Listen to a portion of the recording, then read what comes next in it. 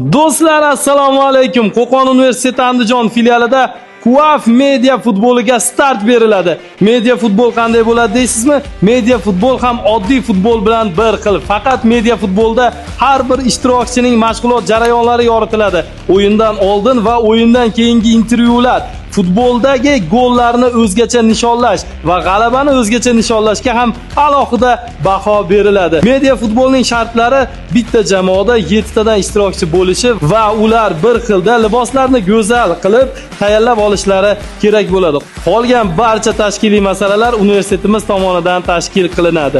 Jamoangizni yig'ing va hoziroq mana bu raqamlarga bog'laning. Media futbolda ko'rishguncha. Bo'ldimi? Yomon bo'ladi-sha.